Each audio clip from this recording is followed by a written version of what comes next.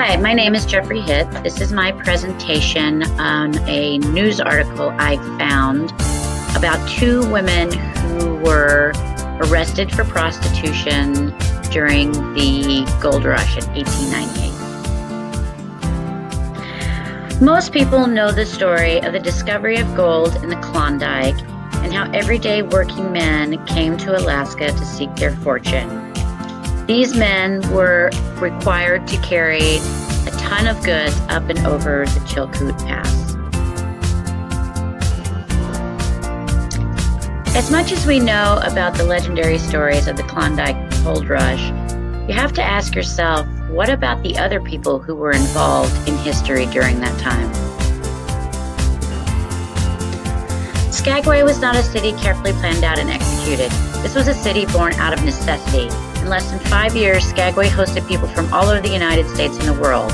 People from all walks of life arrived for the promise of easily earned money. The town struggled to turn their melting pot of people into a community. In 1899, the African American community in Skagway became solidified with the arrival of Company L of the 24th Infantry. The 24th Infantry was one of 4 all-black units in the United States Army. 112 men made up Company L.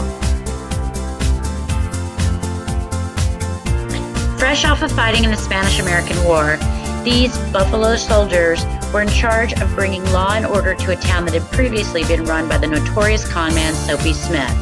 During that time, the Northwest Mounted Police described Skagway as, quote, about the roughest place in the world. Two women in particular stand out in Skagway's African-American history, Rose Arnold and Ruth Brown. Rose and Ruth had worked in the sex industry before their arrival in Skagway and saw the advantage of working in a boom town. They saw their opportunity for success arise when Company L became established in Skagway. There was already one account of a white prostitute refusing service to a black soldier, and these women saw their opening. Ruth and Rose established their own house of ill repute on the east end of 6th Avenue, right next door to Company L's barracks. While the soldiers were stationed here, Ruth and Rose had a steady business. By now, the magistrate ruled over gamblers, prostitutes, and saloon owners. Each quarter, women in the sex industry pled guilty and paid their fine of $25 plus court fees, roughly $550 in today's money. This means each woman paid over $2,000 in fine each year just to stay in business.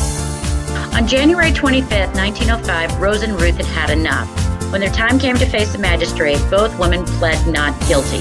No woman had tried this before, and much to the surprise of Ruth and Rose, it worked, almost. Rose Arnold was acquitted, while Ruth Brown was tied up in court for a few days, fighting the charge of keeping a house of ill repute. To find out more about Company L and their time in Skagway, Alaska, go to the link at the top of the page and watch this 3-minute video. It's truly interesting, and you can find it from going to the National Park Service Klondike Gold Rush website. That's my presentation. Thank you for listening.